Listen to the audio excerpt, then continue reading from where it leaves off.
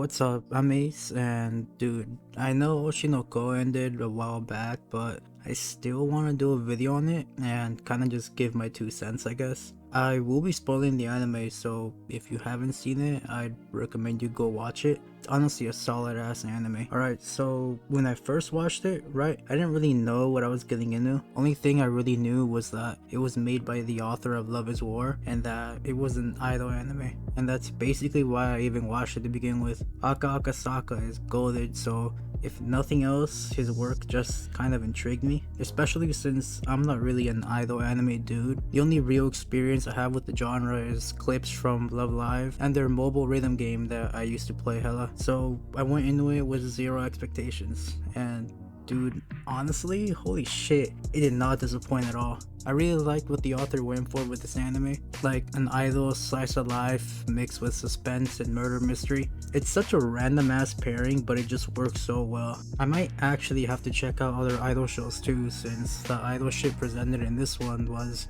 pretty interesting and I actually enjoyed it. Throughout the show, I actually did see myself being invested in both Plot A and Plot B, which were making an idol group and revenge for a murder. I think it's cool as fuck though how he managed to blend these two genres together and hit on both demographics. I've never really strayed away from shows marketed towards girls or anything, but I know some people do, so it's sick that you can enjoy the anime regardless and that it doesn't really have a set in stone target audience. Like I was saying though, it's just really sick how dude really just blended these two genres seamlessly and overall shows off how versatile of an author he is. The serious tones in this anime and its themes contrasted heavy with his work on Love is War, which I really liked. It's not like a Naruto to Boruto type of thing.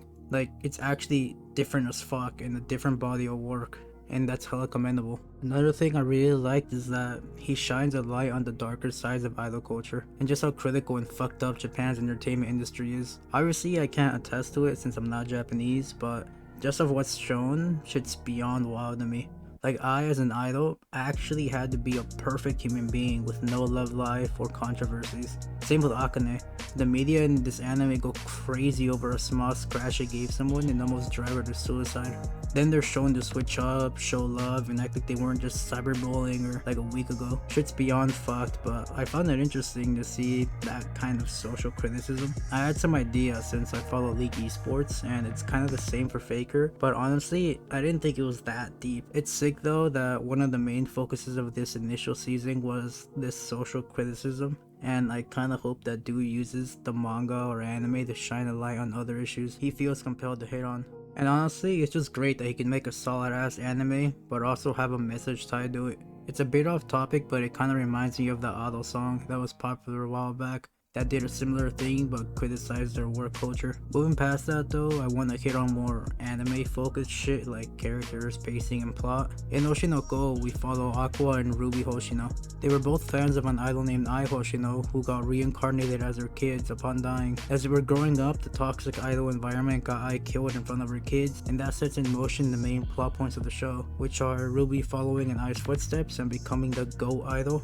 and Aqua getting revenge on his mom's killer who he suspects to be his father. The two contrasting characters and plots are pretty cool to me. You have Ruby as this happy, ambitious person with a dream to make it big, and then there's Aqua who's two-faced and lives a life full of lies. That's cool as fuck too, cause they both parallel Ai in the sense that they both live out their lives how I did, with Ruby being bubbly and ambitious while Aqua's two-faced and lies hella. Sticking to plot for a sec, I really like that we got to see Aqua actually act and Ruby practice choreography for her idol shit.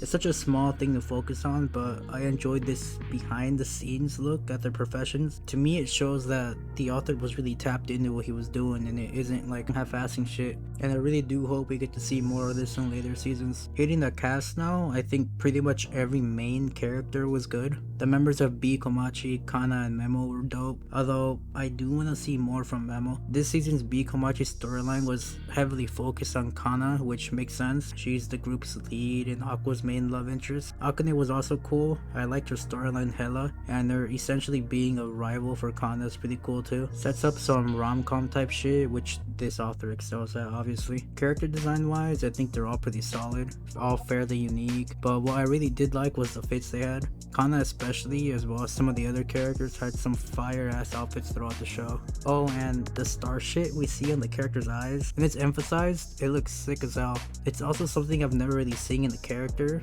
so I'm a pretty big fan of that design choice. There are other side characters too that were cool, but I'm not really gonna linger on like that. There's like Miyako, Peon, and like some other talents we see sporadically. Peon was this funny gag character. He like this bodybuilder that like ran a YouTube channel and was like coaching the girls to get like in shape and shit. He was alright.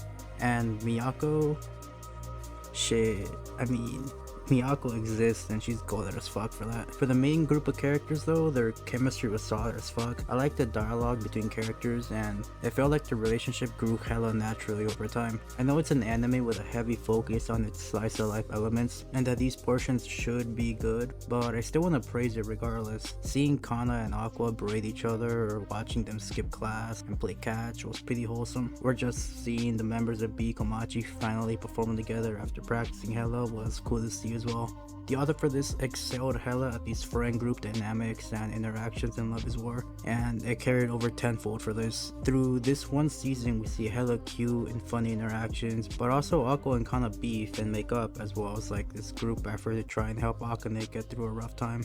There's a lot of range when it comes to these character emotions and what goes down, so to me at least the show never really got stale. Alright, so now on to negatives. It's meat right as fuck, but I honestly didn't really run into any while watching. I enjoyed the show hella and hope season 2 maintains good form. Only thing I can really think of is that at times I thought the pacing was a bit slow, but that could have just been me wanting to see more. Oh, and I was expecting more music. That's a bit Mickey Mouse, but this was kind of just my first exposure to an idol focused anime. We like saw performances, choreography, and like some karaoke I think, but I don't know man, I was kind of just expecting like hella small shows or something along those lines. Kind of like how Film Red was done. It's not the biggest deal though. I mean, I still enjoyed it and I think the show was peak regardless, but I thought I'd still mention it. Just like would have wanted to see more songs, I guess. Overall though, this anime is solid as fuck and I look forward to season 2. I also think it's sick as fuck that the author for Love is War went back to back with banger ass stories. It was even number 1 on MAO for a little bit. It's not super uncommon for someone to have a second hit, but I always think it's cool when someone does. Like with Kubo, dude has Bleach and Burn the Witch,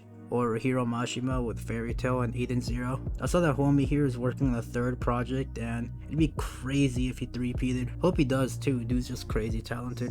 That's basically everything I want to talk about though. For sure, watch this anime if you haven't already. It's super enjoyable and I recommend it hella. I saw it sub and dub and I prefer this one in sub, but the dub wasn't bad either. You can't really go wrong to be honest in which you pick with this anime. Oh, and slight plug, but dropped a video on Bastard Magic Instructor like a couple days ago.